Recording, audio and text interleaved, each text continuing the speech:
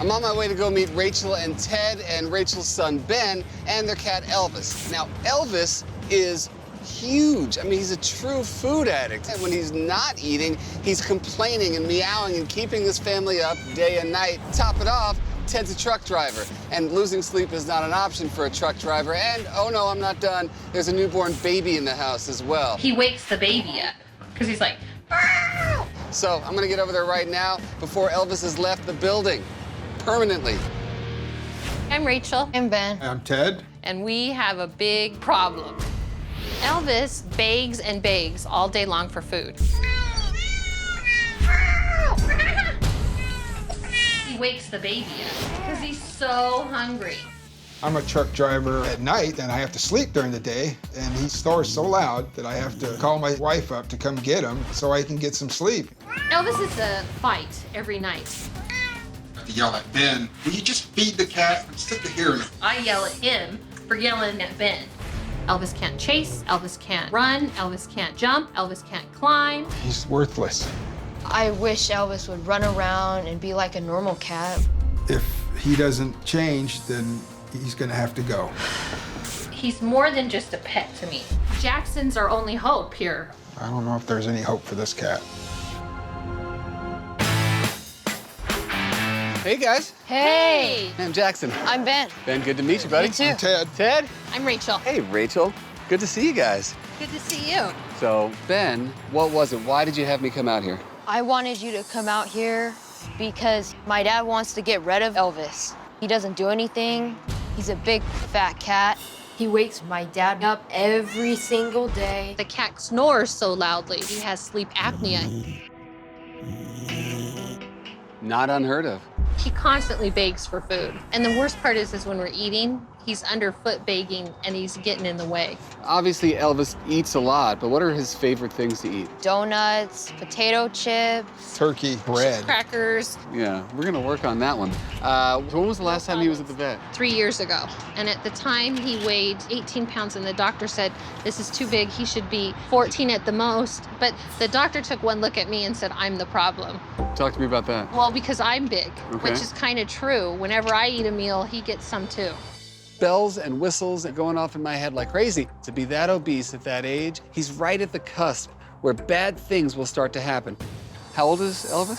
7 years. How long you guys been married then? 5 years. Oh, okay. Close So to 6. Elvis came with the package. Well, he wasn't supposed to come with the package. I had gotten him with my mom, and my mom passed a month before we got married. And so he only agreed to it because it's like a link to my mom. I can tell how much Elvis means to Rachel. I mean, Elvis is that last missing link to her mom, and you can tell that she had a very tight relationship with her mom. I'm a dog person. I'd rather have a dog. So if you had it your way, you wouldn't have a cat? Yeah, that's right. Wow, you don't even hesitate, man. And he wants me to just leave him outside. I don't want him to get eaten by coyotes. If a coyote got your cat, would you care? Probably not. Seriously? Either that or you'll just die of obesity. So how does it make you feel? I'm really angry, and it's caused a problem in our marriage. When he said, well, it's me or him, I'm like, well, it's him. Have you guys had that conversation? We have had that conversation. Elvis's anxiety level and his chronic overeating and his perceived laziness also tie into the energy in this home, and the energy is toxic. Well, look at who's there. Hi, Rory.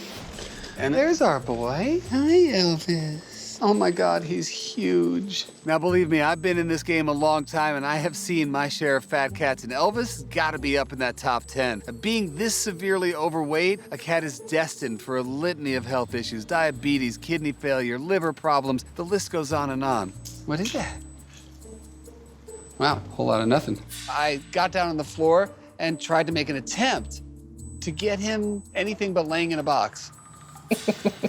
Nothing. He's not interested. Elvis. Nothing. Seeing Elvis not playing is why I'm so discouraged. I believe he's unfixable. I carry treats around as well. I just want to see if I can get a response. What is this, buddy? Can you get out of bed? Is that possible? Come on, Elvis. Nothing. right, let's try something. Elvis wouldn't touch the treats that I offered him, and they're freeze-dried meat. So I figured, what the heck? I got to get a reaction out of him. Hey, Ben, go get me something you'd feed him. What do I have for you? What is that? What is that? Are you really gonna go for this? Oh my God, he's eating the donut. Your cat's eating donuts. Unbelievable. That is the closest thing to activity that I've seen out of this cat. Okay, buddy, come on, no more. This is very bad. I mean, Elvis's only form of exercise is eating junk food. No wonder he's lazy. I mean, if a donut is a standard part of this cat's diet, I'm scared to see what else they're feeding him. Now, the first thing we're gonna do is to have a baseline. So I've got my scale here with me, and we are going to weigh the boy. The last time Elvis was at the vet, he weighed 18 pounds. Now, his ideal weight is around 14 pounds. So, to go on this scale for Daddy here, let's go right here, and we are at 21 pounds. So, we've got a lot of weight to lose here, but that's really the tip of the iceberg, folks. I mean, you know, there's a lot of work we have to do as humans in order to get the result on the scale, okay? I'm realizing how sick Elvis really is, and it's all setting in, and I'm so worried he's gonna die. So, with that, let's start talking about some homework, okay? Okay. First thing is to go to the vet. I want him to have a full blood panel done. I want to find out, for instance, where his glucose levels are at, because diabetes is almost a sure bet. Now, let's talk about scheduled feeding, okay? Okay. He only gets fed certain times a day. What I want you to do is transition him onto this raw food diet. And use a slow feeding bowl. Okay. Feeding does not equal loving. Yeah. And I Right? need to Just take because- ownership that I've been loving him to death, because for me, food is love. Just because you're giving him food doesn't mean he loves you. It means he's hungry. He Yeah. can be happy. It's just time to buckle down. Okay.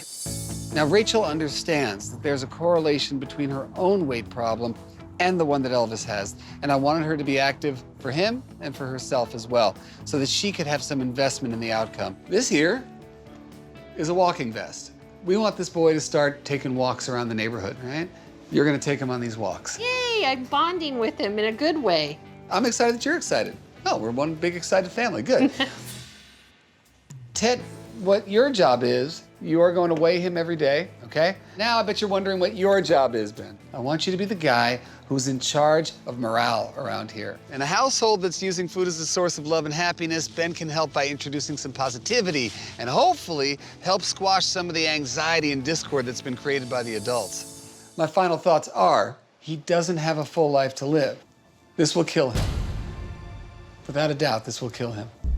And it won't be a quick thing either. He's gonna get diabetic, or his kidneys are gonna start shutting down, or he won't be able to walk anymore. I'm sorry. I don't mean to. I just don't want that to happen, you know? I want him to be a happy guy. I'm really skeptical that this is gonna work. I hope Jackson can work miracles, because I believe he's unfixable.